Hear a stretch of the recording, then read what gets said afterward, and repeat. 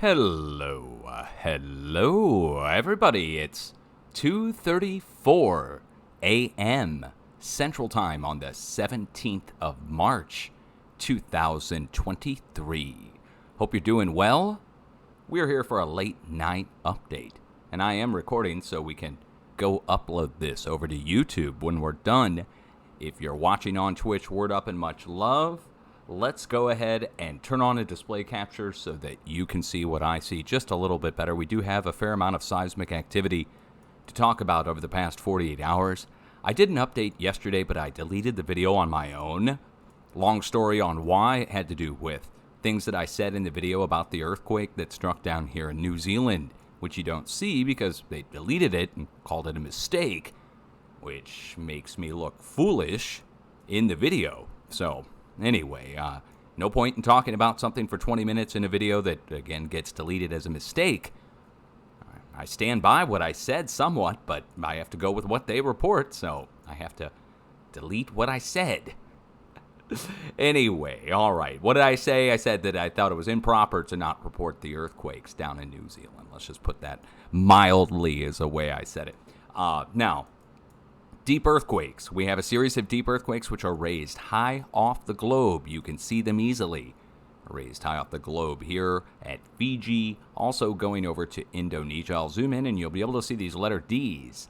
Letter D stands for a spot where we watch for deep earthquakes to occur, a forecast area point, if you want to call it that.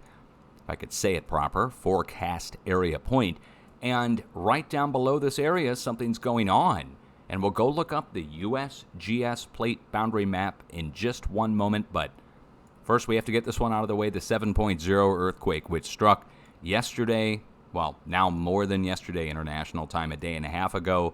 This is on the plate boundary to the north of New Zealand. Let's get the plate boundary map open from the USGS, show you the plate boundary going out of New Zealand up to the north. And the area north of New Zealand broke with the new 7. A bunch of deep earthquakes further to the north, up at the bend of the plate at Fiji. And like I said, a deep earthquake all the way over at Indonesia, over to the west, down below the plate boundary at Indonesia, where it meets up with India and Australia. Simply put, guys, a bunch of deep earthquakes are taking place, and then next to them, shallower, larger earthquakes are spreading up, out, and away. Up, out, and away from where the deep earthquakes are taking place. Over to the west, we got 5.2, 5.3 striking at Bali, right here. So off the coast of Java and Bali, all the way around it.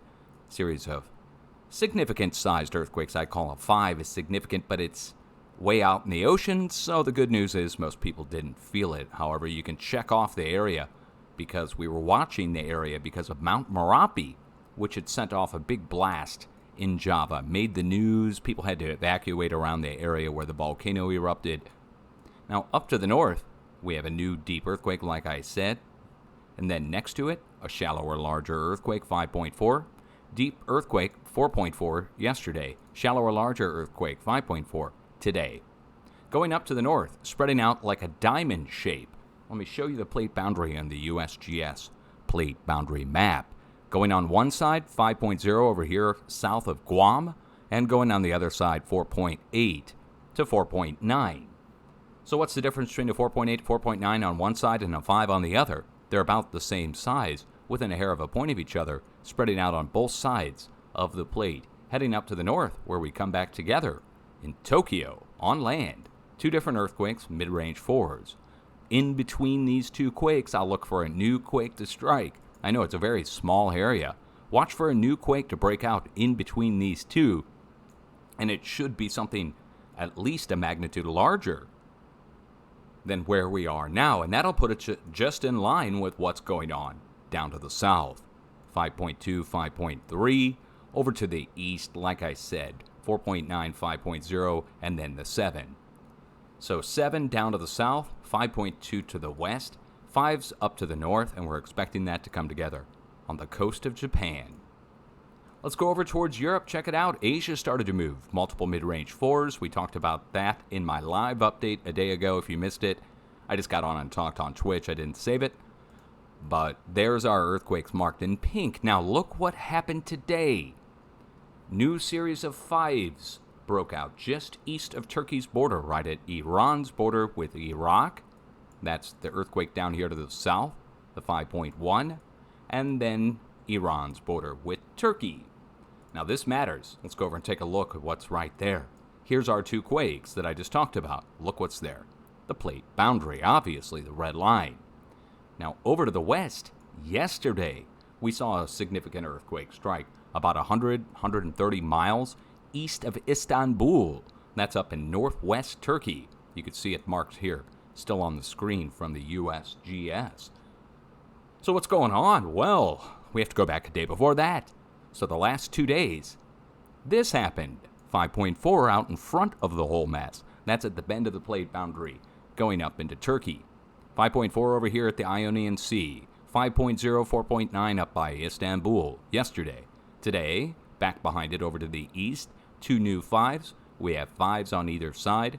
And in the middle is where our new break happened. The new break in Turkey. Now, I talked about this in my last video, but I deleted the video, so let me show it to you again. Over here in Turkey, we have spread over to the west next to this place. This volcano, I'm not going to try to pronounce it, but it's here on the screen for you to see the name on it from the Smithsonian Institute.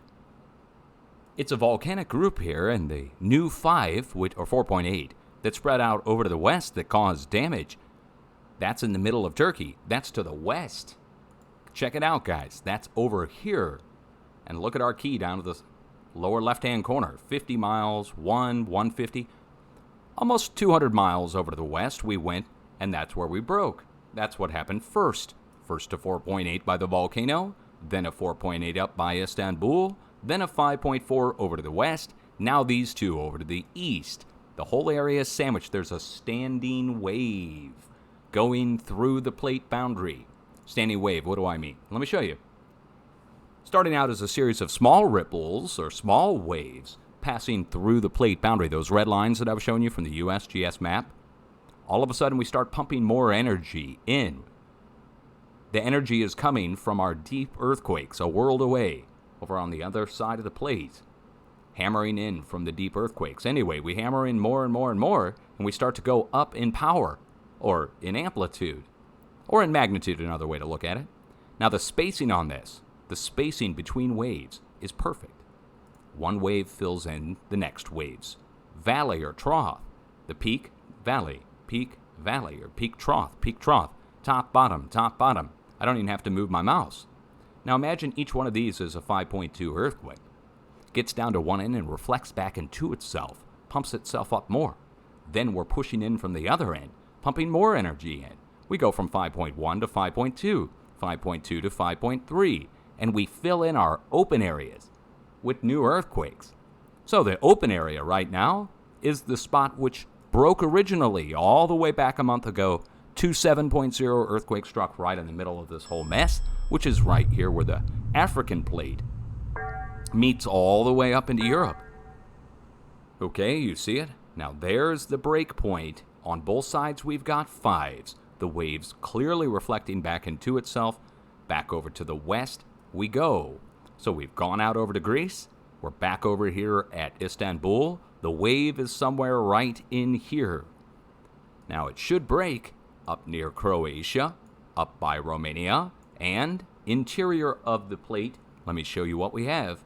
We have 3 arrows. 2 of the arrows are going to be getting hit over to the west, Italy and Croatia. The 3rd arrow over to the east. We've been waiting for this for now a week and a half, almost 2 weeks.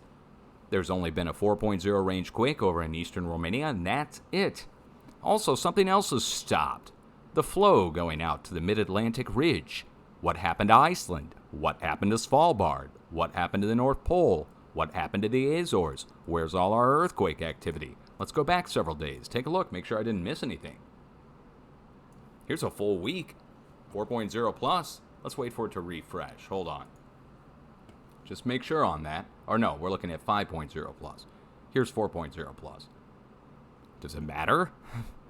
A whole week, nothing over west. That means the wave that I've been talking about here, the standing wave, is trapped in Europe. And it's not just trapped anywhere in Europe, it's trapped on the plate boundary in South Europe, down here, where we keep breaking with the same size quakes, back and forth, as new energy is being pumped in. And now there's a great amount of energy, as evidenced by all the other earthquakes spreading out across the plates. We're at the mid-range 5 level back over at the Midwest Pacific. So all mid-range 5s, and then our big 7. Okay, now that you understand that, let's just recap one more time. Deep earthquakes, shallow or larger earthquakes, huge earthquake, or a big one, out on the Kermadec Islands on the east side of the Indo-Australian plate. 5s going out over to the west, 5s going up to the north, and we're expecting it to recombine on the coast of Japan with a new, larger earthquake than what's on all sides right now. Over to the west, we spread out with the same sized earthquakes. Upper 4s, low 5s, but we'll just call it upper 4s. Our mid-range 5s, 5.4 to 5.5, another 5.1 and 5.2. Bunch of 5s striking over in Europe. That's a spread of the same size, wouldn't you say? Wouldn't you say a 5.1 in Iran, right at the Turkey border, is the same size as our 5.1 and 5.0 over here in the West Pacific? I mean, they're within a hair of a point of each other. They're spreading out on the plate boundaries on all sides. The whole planet's moving this way. We can go over to the other side of the plate or down to the south side. And what do we have? A 5.5, just like over in Europe. Over in Europe, we had a 5.4 out in front of all of it. 5.4 to 5.5 there. We go all the way back down on the opposite side of the planet. We got a 5.5 there on our X. And then spreading across right over to our stair-step fracture zone, another 5.5, 5.5, 5.5, 5.5 on all sides, spreading out from the middle. But check it out. Look, all sides. When I say it, I mean it really, we go one side of the planet down to the other. But to see it, you have to look almost a world away. Now, remember that wave I told you, that standing wave, the equal spacing on the wave peaks. Imagine this as a 5.5, 5.5, 5.5. And what do we have coming out from the West Pacific? Look at the spacing, though. So the wave peaks between wave peaks would be thousands of miles. We're talking about very low frequency, ultra low frequency, something where the wave peaks are thousands of miles apart, which puts us down into the extreme low frequency range. Going out across now, going over into Central America and South America, we're about a magnitude less so far than the rest of the planet. The rest of the planet, 5.5. And South America, Central America, 4.5. Remember what I said about the spacing on the earthquakes or on the wave? Same thing is happening. It's going across from Mexico down to Central America in the last 48 hours, across the whole coast of South America, with our biggest earthquake preferencing to the south, the 5.5. Now, I would look to the middle of this whole mess. If this is a giant standing wave, and it is, again, look at the spacing on that. For 4.0 plus, it's perfect, right? Again, if we have a 4.0 plus wave inundating the whole plate boundary in Central and South America along the coast. The Cocos and Nazca Plate transferring the energy across from over in the West Pacific, going across and up to the north, and down to the south, following the stair-step fracture zone. Down to the south. It's like a perfect path down to our 5.5 down south. But what about up north? We got this down south. We got this down at the very south tip of the South Pacific. What about in the middle of all the mess? That's where our biggest impact is occurring right now. So this means northern part of South America, southern part of Central America is under a tremendous amount of inundating wave stress, if you want to think of it like that this wave is making impact into the plate boundary there, coming across and reflecting back into itself. So where it reflects back into itself, that's where we look for a new quake to strike that's bigger than the rest. So Panama, Colombia, getting ready to get hit by something in the order of a magnitude to a magnitude and a half larger than what we currently are at now. I think we're going to take the next step up, which puts us to 5.6 or 6.1. One magnitude up is 5.6. A magnitude and a half is 6.1. In other words, we're going to go about a tenfold increase in power in the middle of where all this is going on right now. Could be a little bit further to the south. If I'm wrong, it will strike further to the south, I think, where the more the center of the whole thing is, which is, if we incorporate the 5 into the south and finding the center of it, then that puts us in Peru. But I think up to the north, I think right at the point where the wave is going to come across and transfer in and try to go over to the Caribbean. So this is now getting into the Caribbean. We're going over to Venezuela, the Eastern Caribbean, which is just a matter of topic that I was discussing with my wife no more than a few hours ago. Something going on over there. But anyway, now it looks like the Eastern Caribbean is going to be getting hit by something fairly significant at Venezuela. Why? Coming up, going up, and across, just like in Turkey, guys. Look what they're missing. In Turkey, they're missing the plate boundary connecting between Iran and Europe, or just between the Iran border and central Turkey. But you see, it's a big open area there on the plate boundary map. We'll get back over here, and you have kind of the same thing going on. That would make this its own plate, so to speak, if we connected this all the way across. Now, I think a new earthquake will break on the plate boundary on the south side over to the east. Our previous earthquakes show us a flow is coming up, following the arrows, and it's going over to the east. So we should see something break over here that's fairly significant. It should be the combined total of everything coming across right now, which, I mean, if we add it all up, it equals about a 5.2 to 5.3, but I'm going to take it up to the next step, like 5.6 to 6.1 as well. So really, it's two earthquakes that should be striking, both in the upper 5 to low 6 level. Let's go up and across into Kamchatka, where Kamchatka got hit, finally, right in the middle of the open area we were talking about in our previous earthquake update. See the red earthquakes? They were in the previous update. Now look, been filled in by a new 5.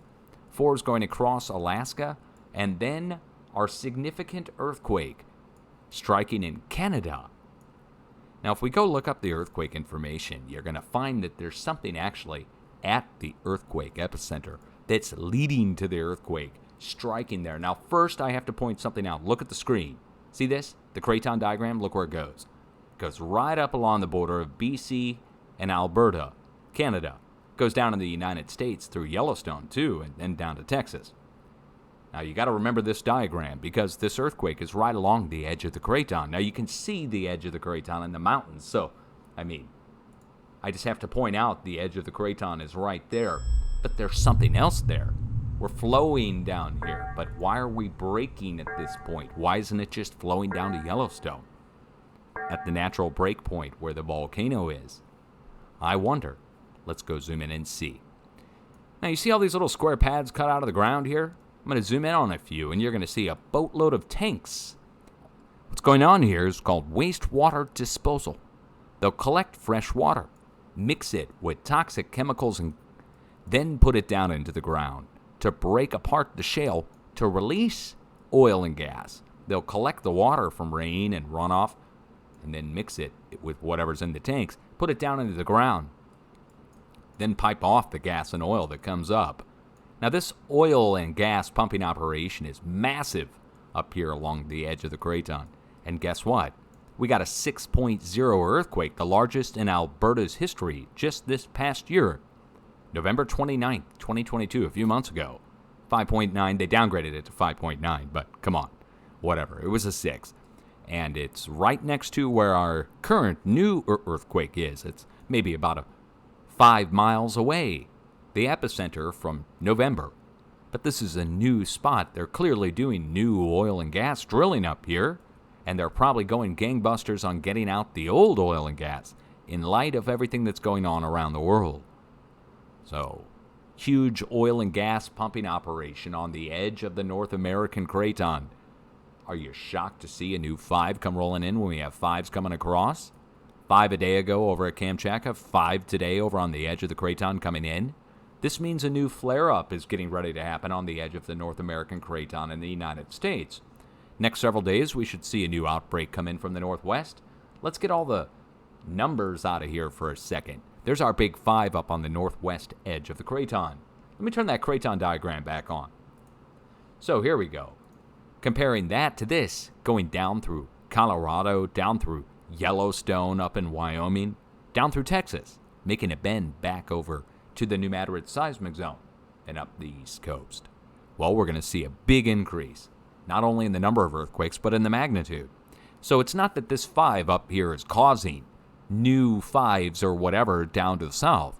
It's that the 5 up north and the 5 all the way over at Kamchatka and the 5s coming across over at Japan are all part of this giant standing wave that's coming across our plate right now, and it's dropping off 5s along the way. So again, it's not 1 5 down here causing 5s all the way over 1,000 miles away somewhere else. It's that there's a wave going through the area, and it's dropping off the 5s all the way along the way. It's maintaining momentum, too. It's not losing much energy, so we should see something like a new 5 break out down to the south, down interior on the plate, on the edge of the craton. So, look where the craton edge goes. The rusty brownish part, and the purple part. Purple part goes out to California, at the California-Nevada border. The rusty brownish part goes down through Colorado and down into Texas. So you got to pay attention to that edge of the craton because that's the way the flow is going to go. And this is like a big deposit of energy or a big flowing river coming down on the edge of the craton. We should see the number of earthquakes at Yellowstone go through the roof. We should swarm at Yellowstone, first of all. Don't be alarmed. I don't think it's going to mean any kind of eruption. Knock on plastic.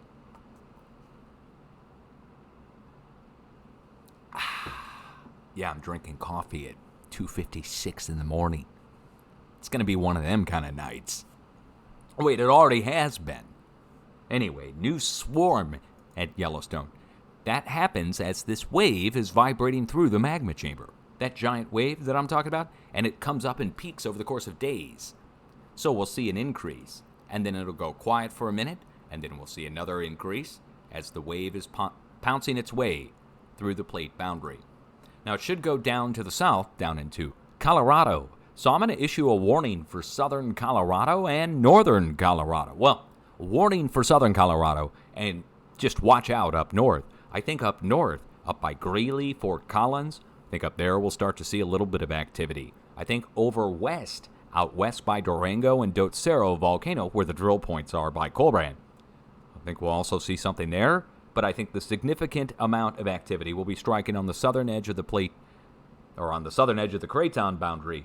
That's down at Trinidad, where the drill points are, right at the New Mexico border. And that's where we should see our new significant earthquake. Then Texas should see 4s. Also, Oklahoma should swarm. I have a warning still going for the New Madrid seismic zone from the previous push. It is now moving, the New Madrid as well as eastern Tennessee, but it's 2 magnitudes under what I'm looking for, 100 times less power so far in the New Madrid. But I mean, it is moving. It's way less right now. So I have 2 warnings going. One still stands for the New Madrid. That's separate. That's the previous push that already is going across the plate. You can see it here on the screen right now. These are the current earthquakes. But the new push is incoming now, and this should take the next several days to happen. Next 3 or 4 days. By the end of the week, we should see this, it's already the end of the week, but so we go 7 days from today. By the end of this coming week, by Friday of this coming week, 5 days now, actually, we should see it. Okay? So get ready in the Midwest. 2 different things. One, Colorado, which is intermountain states, and then the Midwest over at Missouri, South Missouri, down into Arkansas. Over on the West Coast, we should also see a slight increase in the number of earthquakes coming in from the northwest. I mean, if it's coming in from the northwest interior of the plate, again, it's coming in on the edge of the craton. We can also expect some activity to come in from the far northwest, up in Washington. So I'd look up here at the Puget Sound around the Seattle area for a significant sized earthquake to break out on land, or very close to it in the Puget Sound, probably about the same size as what's going on up here in Canada. Oh, Canada? Okay, so right there at the border. Now, I got breaking news for everybody in case you didn't know. There were 3 new train derailments today. Somebody tried to tell me that there's 1,500 different train derailments every year. I think they might be talking about car derailments. You know, a car breaks loose, and we've seen that on the virtual rail fan 1,000 times, right? But we're not talking about full tip over, destroy the entire train derailment. That happened 3 times today. Destroy the train derailments. And that doesn't happen very often at all. The huge ones. So a big train derailment happened up here in Washington State today, right here at the Puget Sound. just north by northeast of the Olympic Peninsula. Let me see if I can find it on the map just to show you where it happened. First of all, let me make sure you can see all this. I'll show you where the other two were as well. One was in Kentucky. Okay, let's see. Oh, yeah. Here's Port Angeles, and it was at Anacortes. Right up here somewhere. Big train derailment carrying diesel fuel. All right. The second train derailment that I recall happening today was down here at the Arizona border with California. Right down here. I don't know on which side of the California border it was on. I want to say it was over to the east, but it was right over here somewhere. So, a second train derailment. They said it was carrying corn oil. Vegetable oil. Okay, if that's what they want to say is on there, that's good news, right? The worst we could get is what? What do you get from corn oil? I guess clogged arteries or something. Okay, anyway. So, third train derailment happened over here at Kentucky. And it happened just south of Louisville, I want to say. If that's correct. Pretty sure. Yeah, just south of Louisville, somewhere down here. And I don't know what was on that train. They said cars. Cars were on that train. Okay. So, we have one up in the northwest, one in the southwest, and one all the way over here on the edge of the Craton to the east. Now, there's so many of these. And I'd like to point out, the one is at the Canada-U.S. border, up here to the north, right along the border. I mean, look how close that is to the Canada border. Anacortes? How many miles is that from the U.S. border? 20 miles. Okay, so we're right on the Canada border there with BC. Then we get right on the border here with California and Arizona. And we have another train derailment right here. Right at the border. Again, within a few miles. Then we get over to the border of Kentucky and Indiana. South of Louisville, right here. Again, within 20 miles of the border. And then we go back to the original train derailment, which is right here at Ohio-Pennsylvania border. That's 4 at the borders of these states, but they're all on the edge of the Craton, which is so odd. Or the deformed edge out west, or on the actual edge of the Craton over to the east.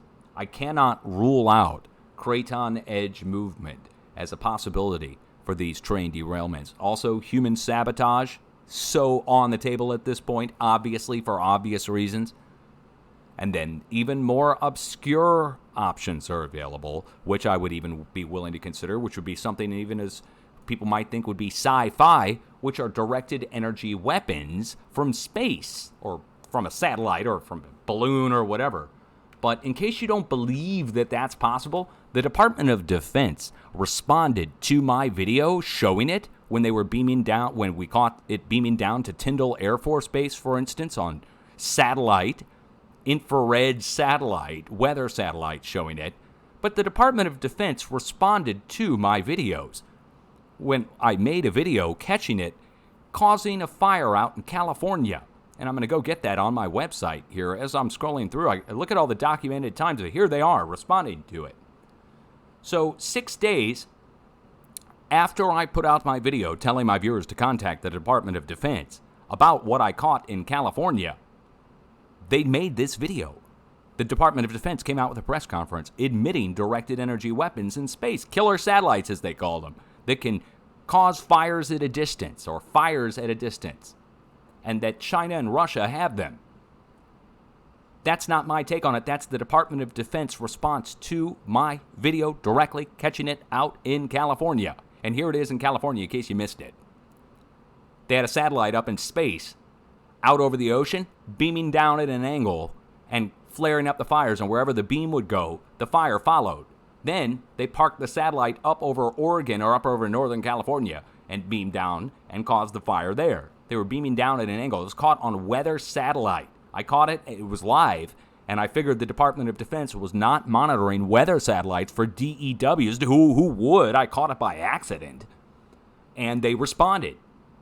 confirming that it's, and you can hear it, it's in the video, but I'm not going to waste your time playing it for you. I'm just telling you that a DEW from space, which they said exists and can cause fires on the ground, could theoretically warp a track within minutes or less.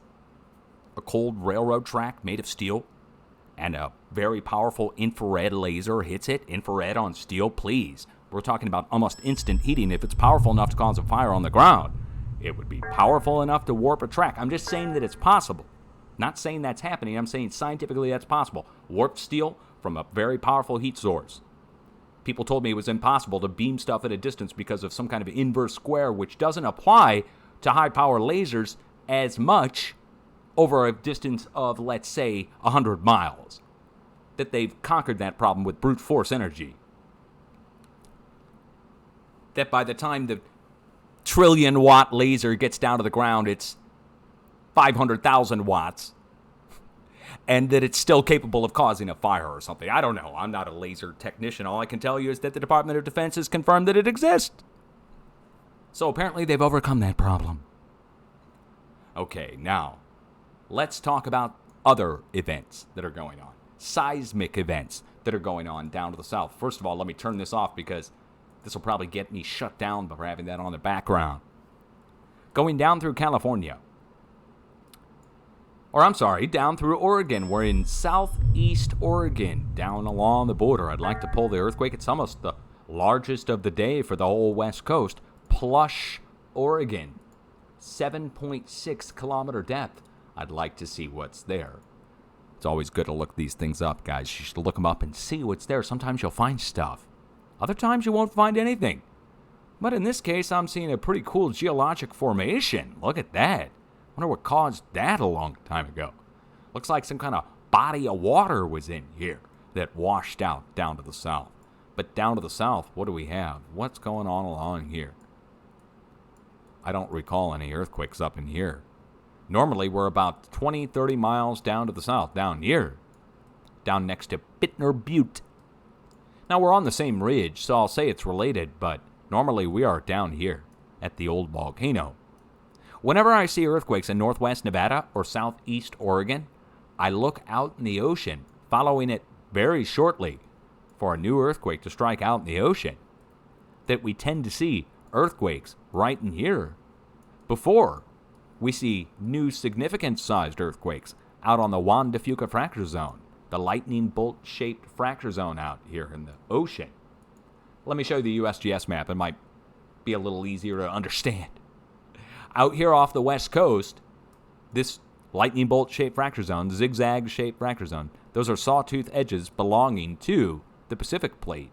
But anyway, energy transfers in and goes into the North American craton right through here. But we tend to see earthquakes break out interior first before we see a breakout in the ocean. When that wave is coming in and reflecting back into itself, when this wave, let's show you again, is reflecting back into itself, it's really reflecting back into itself on the craton edge.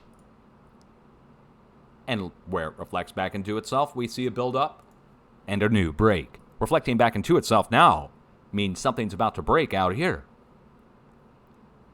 Northern California, last day of the watch.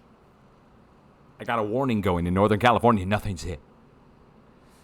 Getting freaking... I'm getting suspicious. I was going to say I was getting freaking upset, but I'm getting suspicious. The earthquake hasn't hit yet, and I'm down to the last day.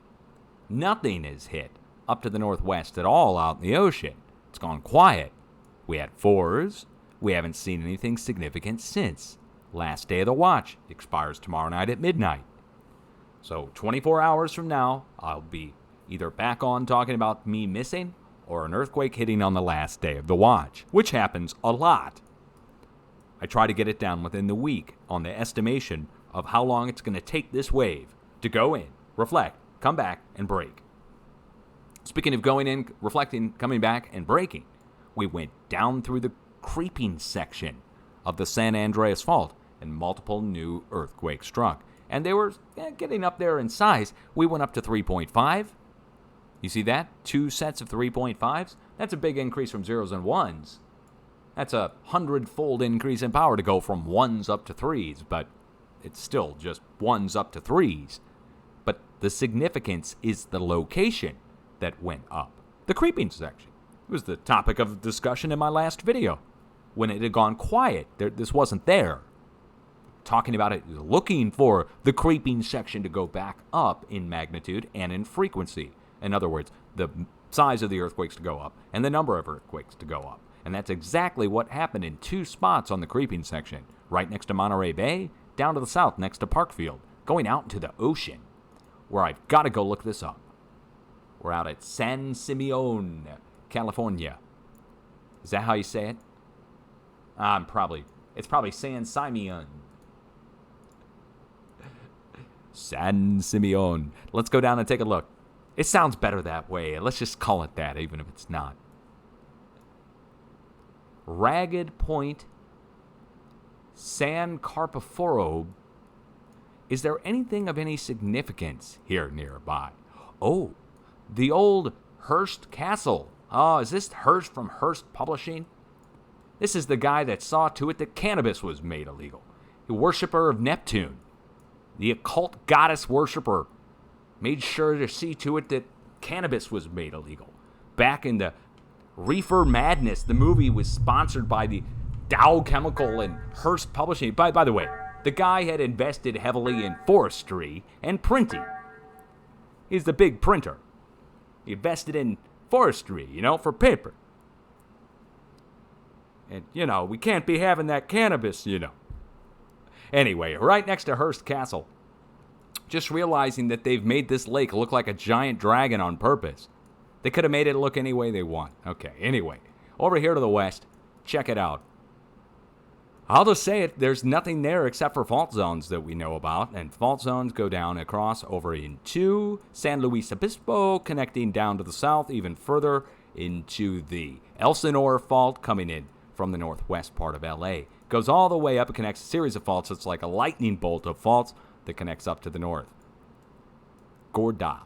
Didn't know that was the name of it, but that's pretty interesting, considering the Gorda Escarpment is all the way up here. 2 different Gordas on the west coast. Interesting. Didn't know that. Let's recap. Line of earthquakes coming down from the north. I didn't look them all up, but I'll just tell you, the big stack of earthquakes here in Northern California is at a volcano called Clear Lake Volcano, or the Geysers of California. Oh, wait. Whichever earthquake I click on here, it'll tell us the location. But I have to click on the right quake to get the name. And see how it was called Cobb and then Anderson Springs? Interesting. Hold on. There we go. See the name? One of those names tells you what's at the location. The Geysers of California is this spot. But whenever there's a big swarm that breaks out there, they stick Cobb and Anderson Springs on there. And so average normie, when they're looking at the USGS site, so they don't get alarmed. I think that's why they do it. It's just a guess.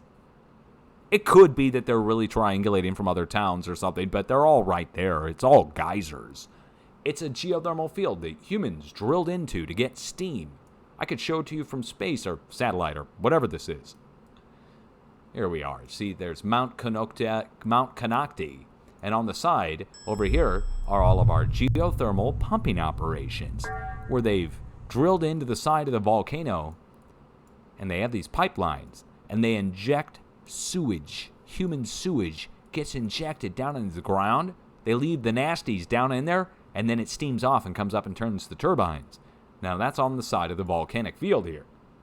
That's Mount Canocti and Clear Lake Volcanic Field. Or Canocti. Over along the California-Nevada border, we have 2 sets of quakes. One going down the California coast, one going down the California border. They're all the same size, 3.4 to 3.7, struck down here at the California-Nevada border. It's called Deep Springs, California. Notice the depth is negative depth. It's up in the sky. It must be up in the sky. No. No, but we are up above sea level. That's why it's measured that way. We're up inside of a mountain, up above sea level, at an altitude of 5,260 feet. Let's just say a mile high. We're as high as Denver.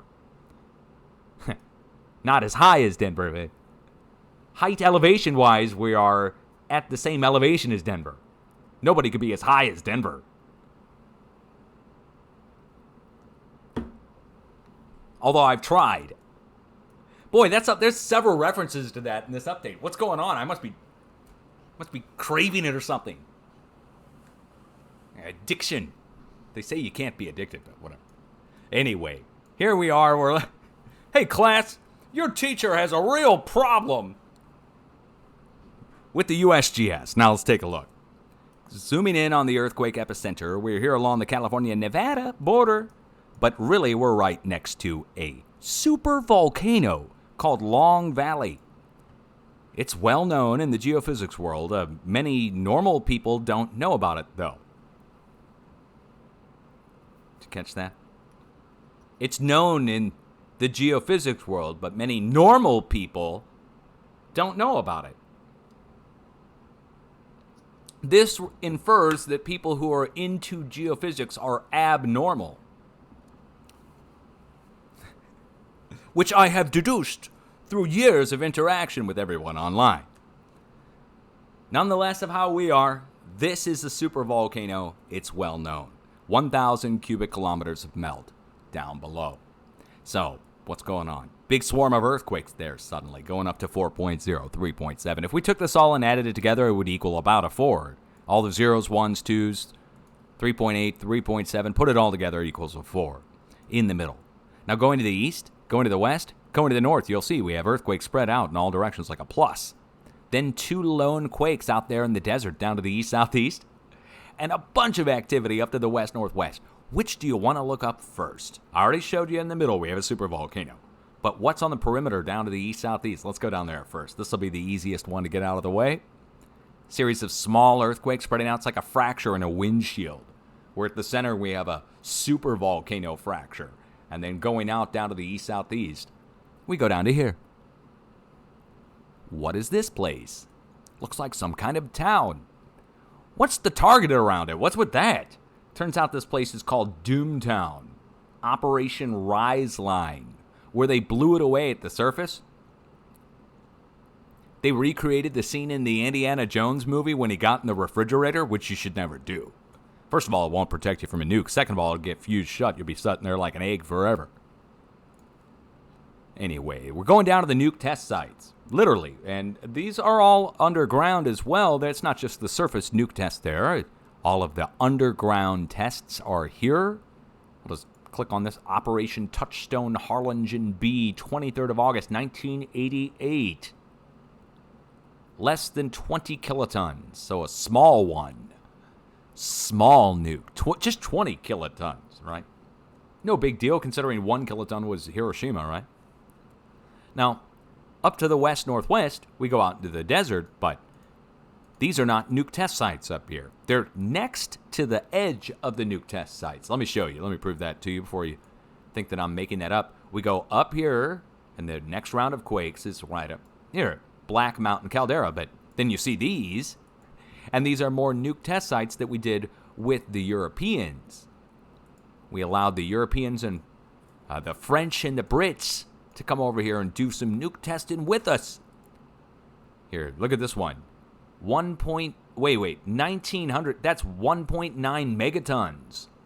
U.S. nuke Operation Hadley on March 26, 1970.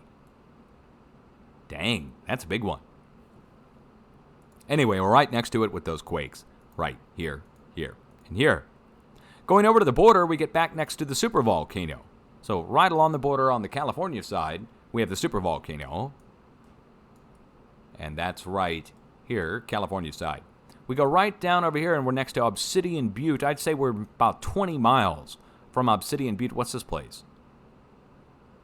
Magruder Mountain. That's hilarious. Montezuma. Oh, really? That's the famous Montezuma, is it? Hey, wait. I got to put a place mark on this thing. Hold on. When I said we're next to the nuke test site, look where we really are. Hold up. Electronic warfare range. What the heck? How did I forget that this was there? I knew this was here from forever ago. The Tolichka Peak Electronic Combat Range. Not much info on it. What else?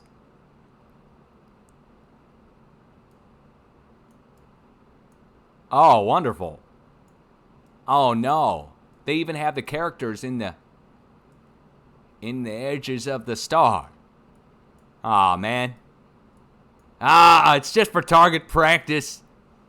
Yeah, they got those all over the place for target practice. You know, any old random shape will do. They give the guy a tractor out there. He's like, well, you're making me work on the weekend, are you? Okay.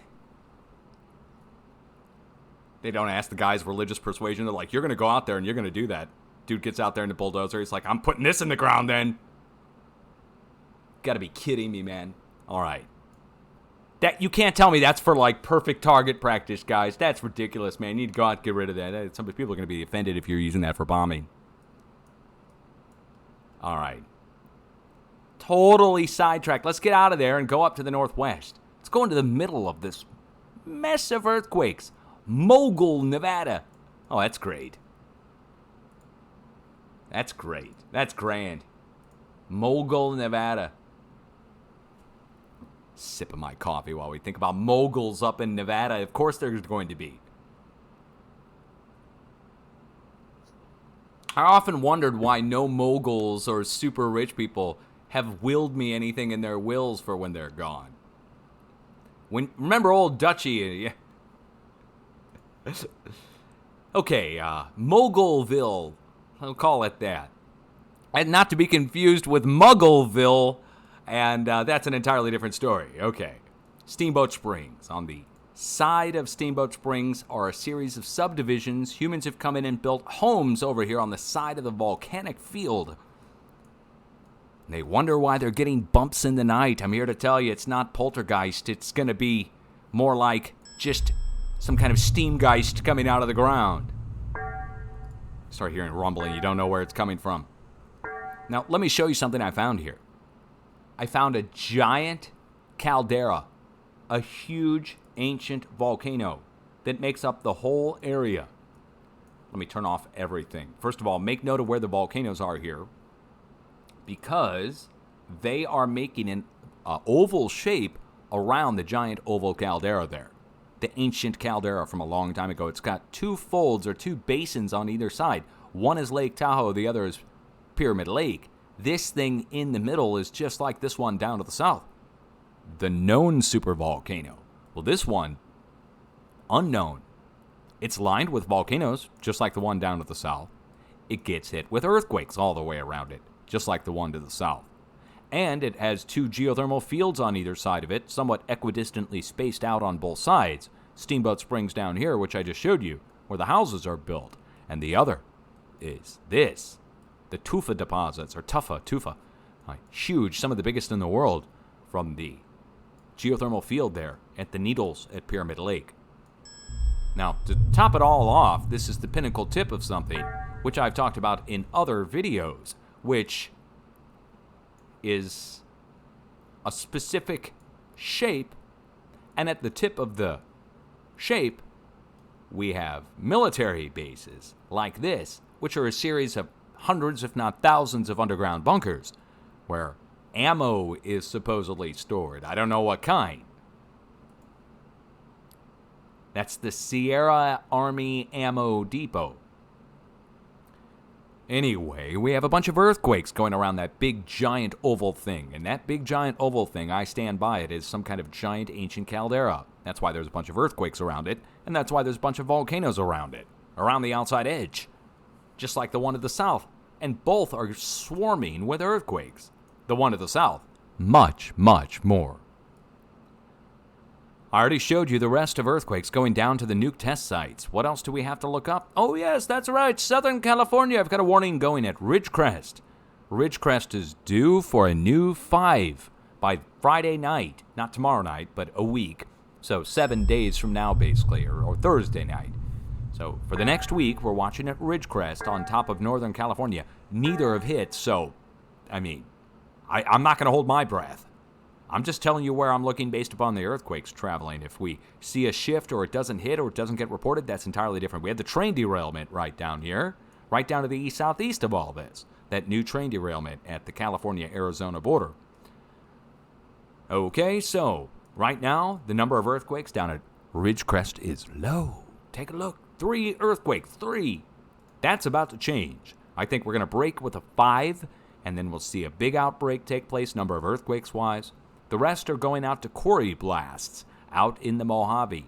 3 lone earthquakes down at the southeast tip of the valley. And guess what? They're the same size as what came in to the valley.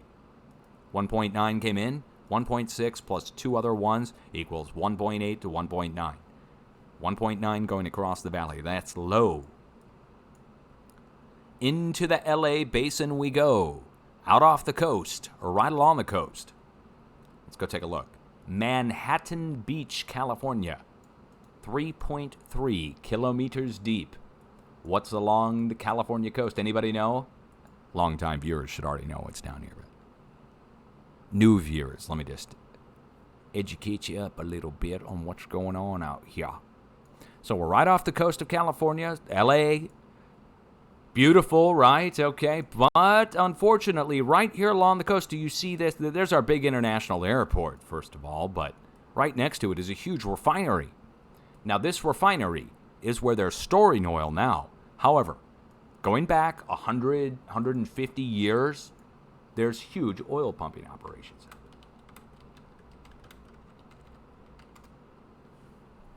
There we go. Here's a great picture of what LA used to look like 100 years ago. And we've got markings of our old wells. And make note of where our old oil fields are. See that Los Angeles International Airport and where we have it marked and going interior. Okay, now that you understand that this used to be like this, and each one of these going down a few hundred to maybe 1,000 feet, and then they would cap them off with a couple bags of concrete and fill the rest in with dirt. Oh, I'm sorry, a wood plug, then concrete, then dirt. That's what's right off the coast. So I propose to you that there's man-made faulting and fracturing that's taken place next to these drill points that breaks when the wave comes in. The wave. Now the wave right now, power-wise, is at 3.5-ish. So that means we're going to see a new 3.5 breakout in the LA basin. But once it gets down here to the south part of California, it's going to go down right into the plate boundary, and I think reflect back into itself, which is why we have the warning going up at Ridgecrest instead of in LA. So we should see 3.5s as the wave of 3.5 energy is going down to the plate boundary, but it's going to reflect back into itself. Right now, it's like a tuning fork. Here, let me turn off all the... Look at it this way. We've got a line of earthquakes along the coast, and a line of earthquakes going down the California-Nevada border. Part of the wave is breaking off and going over to the edge of the craton like we'd expect. But it's like a giant letter Y, or a tuning fork. Or just think of it like a giant letter Y. And it's focusing in down to the south. 3.5 worth of energy, 3.7, upper threes worth of energy.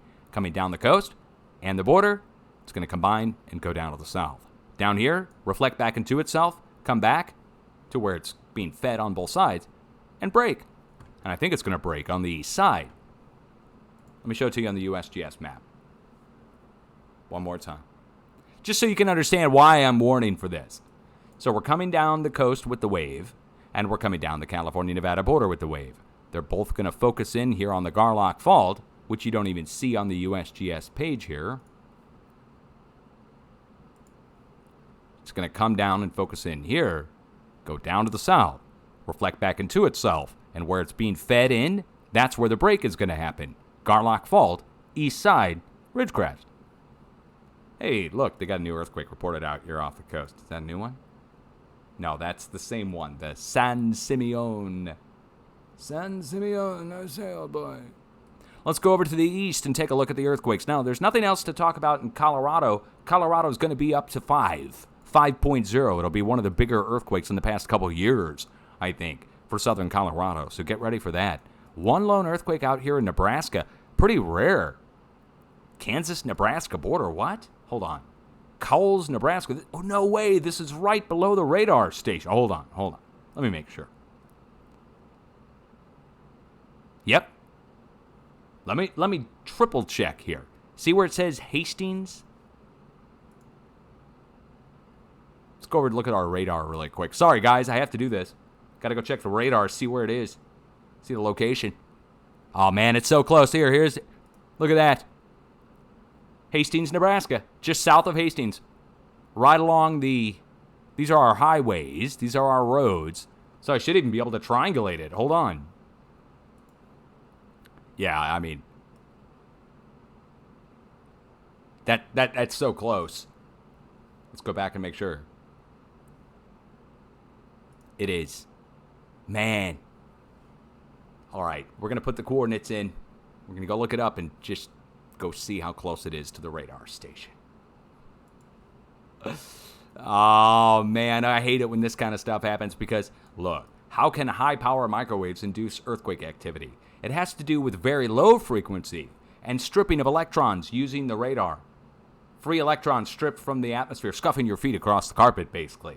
Generating electricity in the atmosphere. I wonder if they pulsed this dang thing. Hold on. Before we even go any further, let's go see if they zapped this thing in the past day. Did they bring it into pulse mode? I don't know. If it shuts off or anything weird happens, I'm just going to laugh. We'll see. Maybe nothing. Flare up at the 50 nautical mile range, that's for sure. What do we got going on here? Looks like nothing. Oh, little takeoff of animals right there. Some kind of flocks of birds maybe taking off right there at the end. Let's go back and look some more. I'm not seeing too much other than weather disappearing and reappearing at the 50 nautical mile ring range. Nothing to see there, guys. Right there and then right there. But I don't see anything significant on the radar itself, like giant pulses or bursts of energy. Maybe I need to look at the uncensored view. You guys know they censor the radar, right? They remove what they call anomalies, and you have to check the they call it quality control, by the way. They call their censorship quality control. You have to look at the non-quality control radar feeds to see the full unedited view that they do, so they don't remove stuff, basically. So you can't see it. So you don't ask questions because they say it's all anomalies.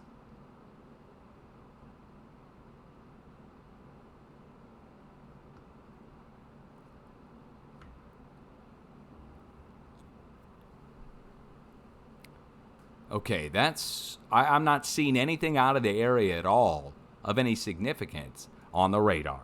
So I just have to point out that the earthquake is next to the radar station and it hardly ever happens. It looks like they are pulsing the radars out of Nebraska, but not from the station that had the earthquake.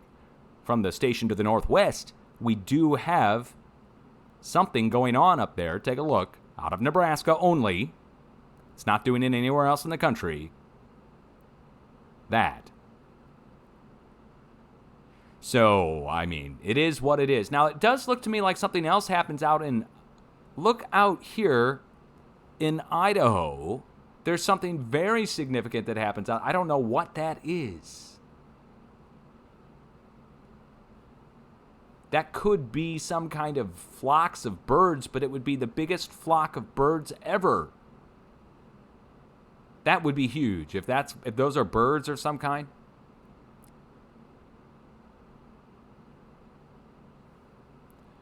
Now, hold on. Now that I'm looking at this, I do want to go look out here in California. Boy, we're getting really sidetracked here. But there's something going on out here at the California-Nevada border on the radar that I just noticed. Let's go take a look and see. What the heck is going on out there? Let's just hit play on the radar. Something odd going on. That didn't look normal. I don't know what it is. Let's see. Okay, first of all, we're crossing beams out there. You can see. Then they turn on the radar up in Reno.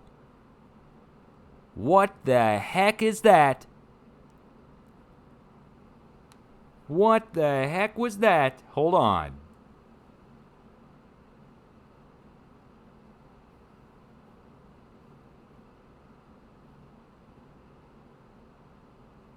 I have no idea.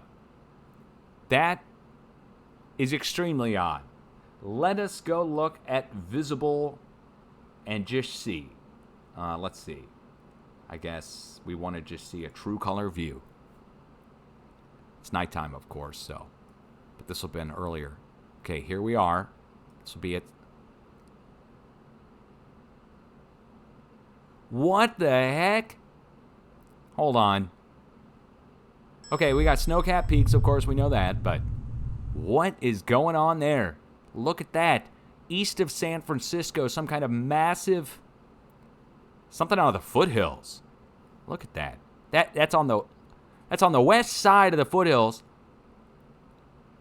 and it's just poofing off. I don't understand. I really don't. I don't have an explanation for you. This is right next to all of this.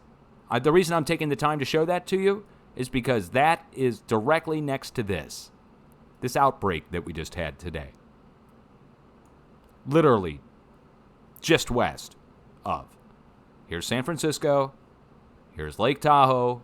We go back over and take a look. Here's San Francisco. Here's Lake Tahoe. And the spot in between where all the earthquakes just happened just had that, which is showing up on radar as bursts of storms on the western side of the mountain going west, or staying on the western side of this. It's not like it's some kind of air uplift that's causing that to go up over the mountains like you would expect, and for it to lift and go up the mountains and condense and fall on the east side of the mountains or something. That's not happening. It's happening down in the foothills, and it's staying down in the foothills, right where the seismic is going on.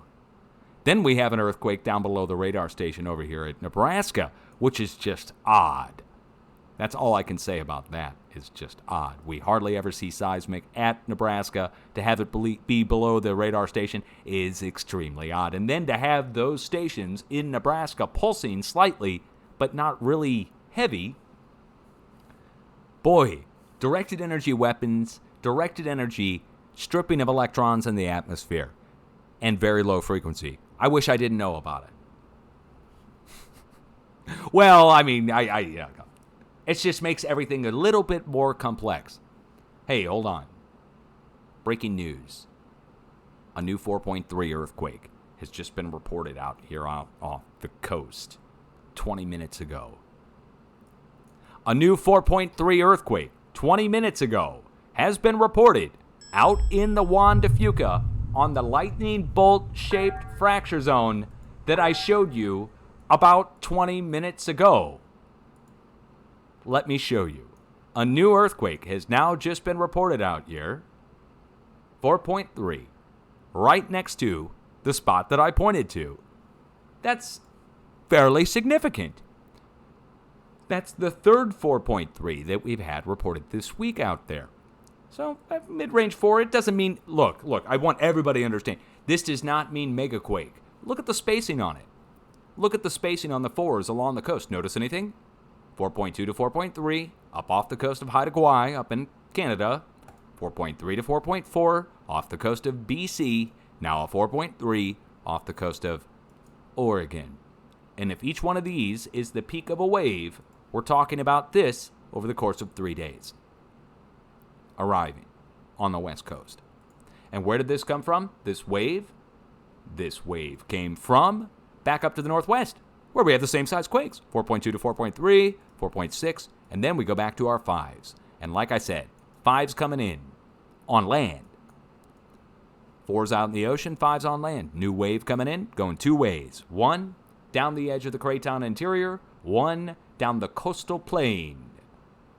One more time, Craton diagram. Let me make it real big here on the screen. There it is. You can't miss it now.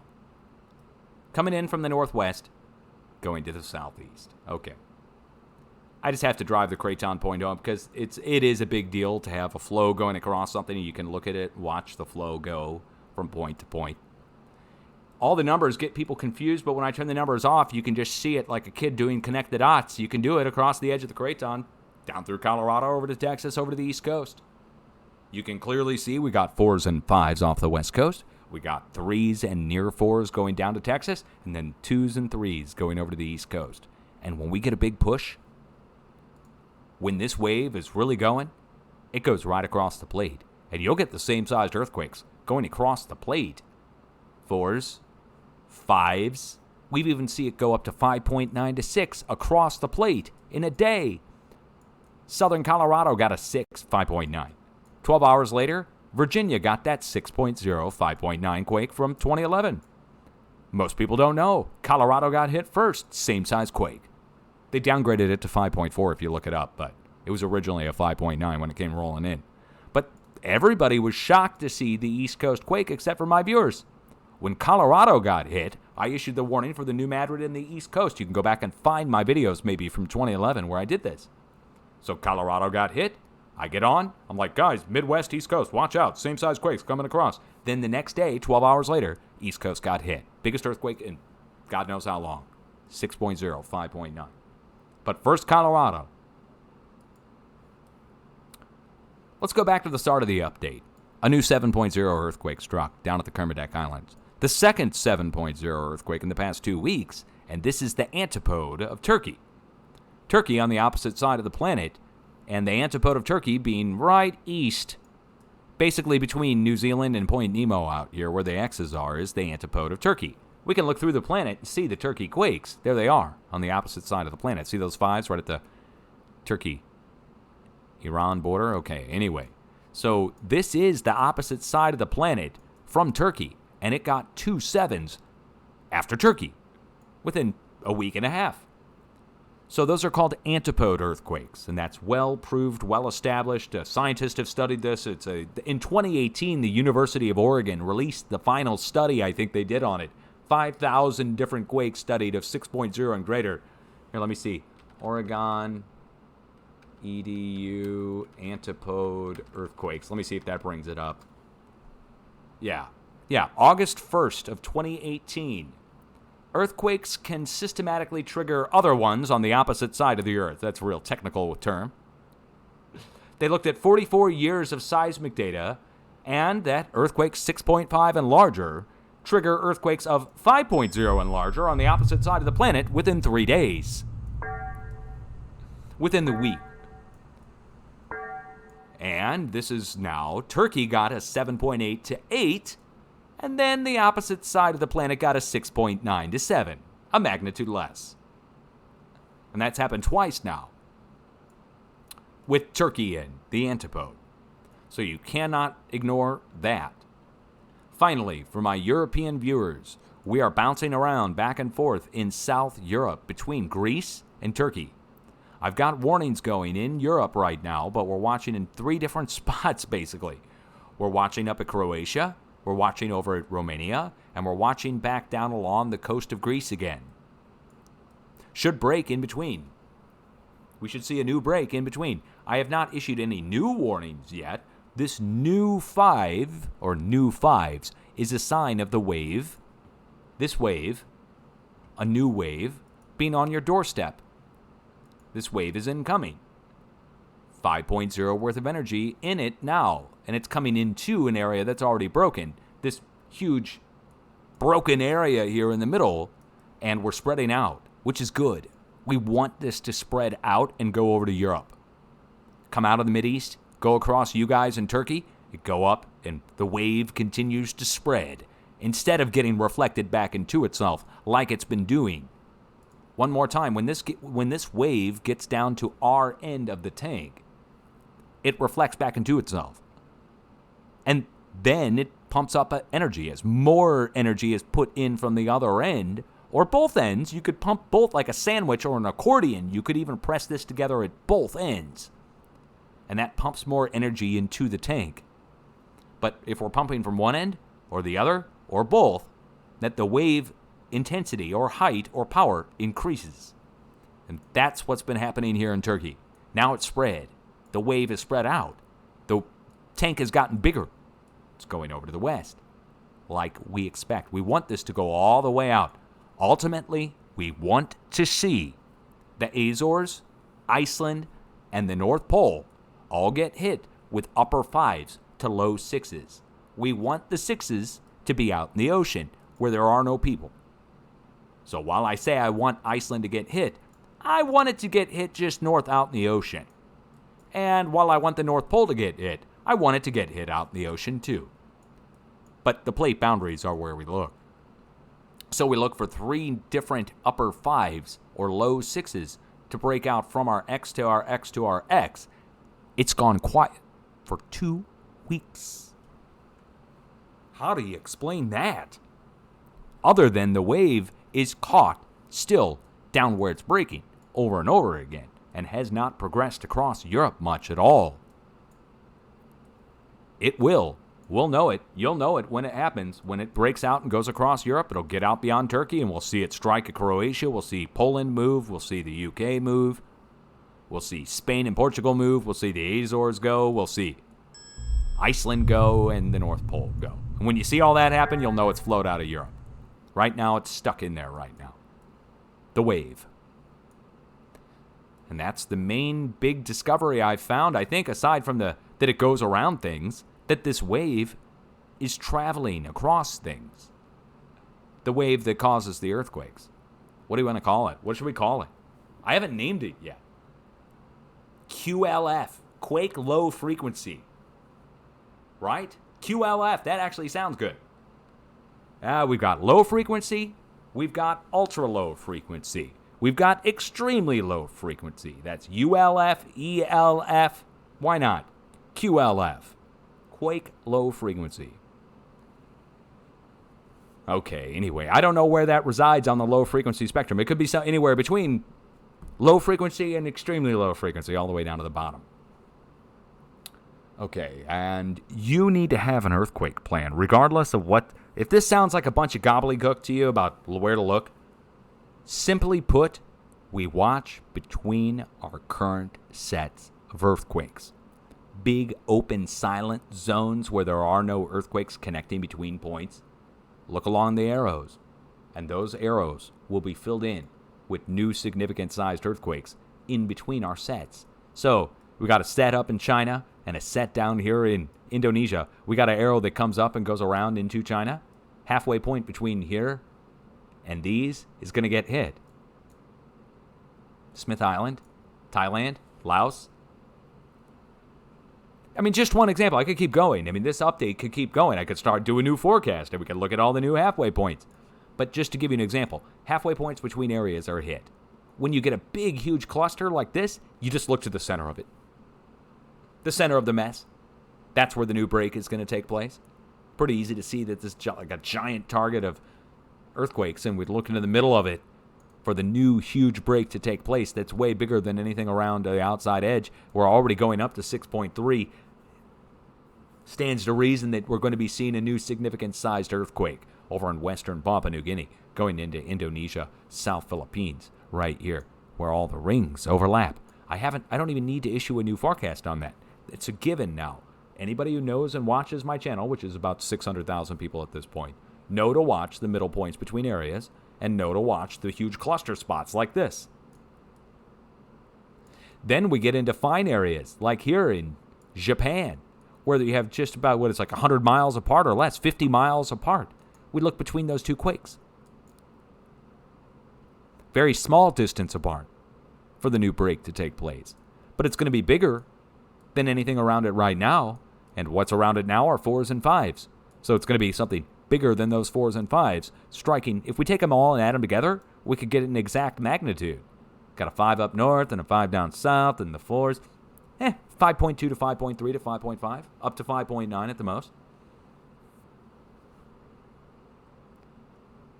Okay, all right, enough, we're done. Class dismissed. Yeah. Get on out of here, you damn Zoomer. All right, guys. Hey, whether you're a Zoomer, a Boomer, what do you call them? A Grand Boomer? A Great Grand Boomer? You need to have an emergency kit and an earthquake plan. The emergency kit should have a change of clothes, set of shoes, flashlight, batteries. You don't want to use your phone for the flashlight, I mean. Should also have an extra set of keys, extra ID. I tell everybody at the end of every broadcast almost. Do it. I have yet to see a disaster where there's a bunch of people running around with bags that have the stuff in it that they need. Everybody's walking around looking dusty. Oh, that's the other thing. You need to have some kind of way to clean yourself. Some kind of sanitation. So you can wipe yourself off when you get dirty in an earthquake or any other kind of disaster.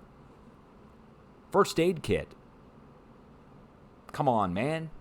Come on, man. Man. Just do it. Just do it. Shia LaBeouf, never mind. Never mind. Does he have an earthquake plan? Shia LaBeouf, you got an earthquake plan. Dude, if you don't have an earthquake plan, you need one.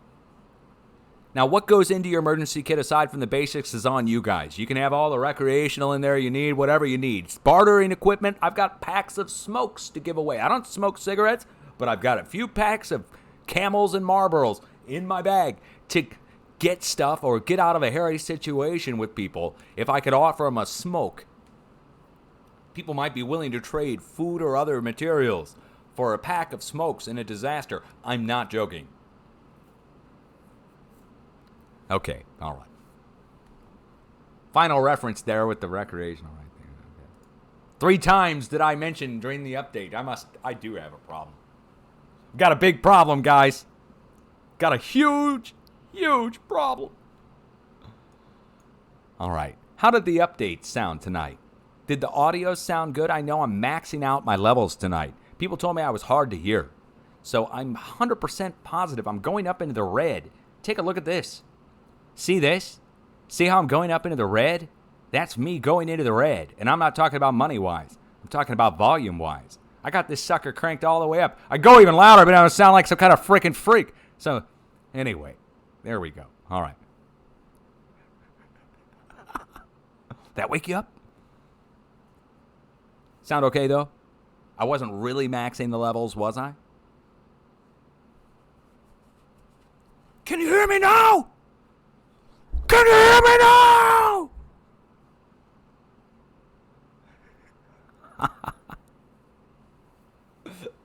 The angry can you hear me now guy. They need to have that. All right. Be safe, everybody. I'm going to go upload this to YouTube. We'll watch it back, including the Hear Me Now ending. Peace out. Hear me now. Listen to me later.